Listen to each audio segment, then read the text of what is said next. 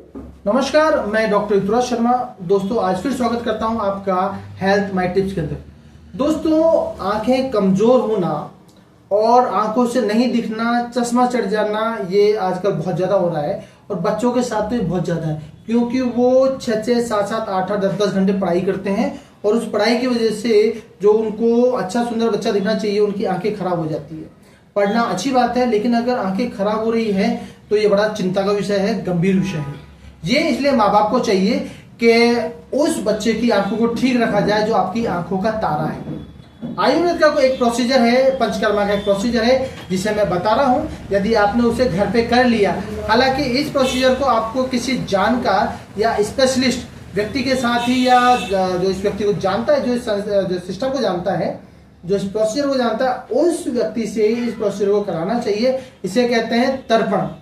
तर्पण का मतलब ये हुआ कि उड़द का आटा और गेहूं का आटा मिलाकर एक लोहा बनाया जाता है, मिलाकर उसे गूंथ कर एक लोहा बनाते हैं और आंखों के यहाँ पर लगाते हैं। जब उसे बना के यहाँ लगा लिया है, एक पट्टी के रूप में बना लेते हैं और आंखों से इतना ऊपर ऊपर रखा जाता है, आपको चित्र में हम लोग ये बता देंगे। और उसके अंदर हम एक घी डालते हैं जिसे कहते हैं त्रिफला घृत।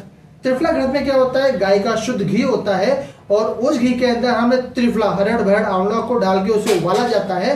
और जब उबालते उबालते जब वो आधा रह जाता है, उसके बाद हम लोग उसके अंदर 7 लेयर के कपड़े, जो सूती कपड़ा होता है, उस सूती कपड़े को 7 लेयर में करते हैं और उस घी को छानते हैं। छनता छनता वो घी बिल्कुल ट्रांसपेरेंट हो जाता है, नीट एंड क्लीन हो जाता है।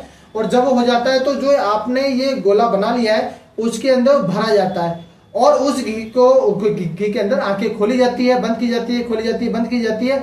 और जब ये आप करते हैं तो धीरे धीरे जो आपकी आई रेटिना है वो ठीक होता है, ऑप्टिकल नर्व वो ठीक होती है और आपका जिस व्यक्ति के चश्मे चढ़े हुए हैं, या आंखों की दिक्कत है, या आंखों की किसी तरह की परेशानी है, या माइग्रेन है, या आंखों से संबंधित कोई भी परेशानी, तो वो धीरे धीरे ठीक होना शुरू हो जाती है। लेकिन इस प्रोसीजर को जानकार चिकित्सक के सानिध्य में ही कराना चाहिए। लेकिन आंखों के लिए तर्पण जो विधि है आयुर्वेद का, पंचकर्मा का, वो आंखों के लिए बेस्ट है। इसका जरूर उपयोग करें। बच्चों की आंखें ठीक रखें, अपने आंखों के तारे को उसकी स्वस्थ रखें, मस्त रखें। धन्यवाद।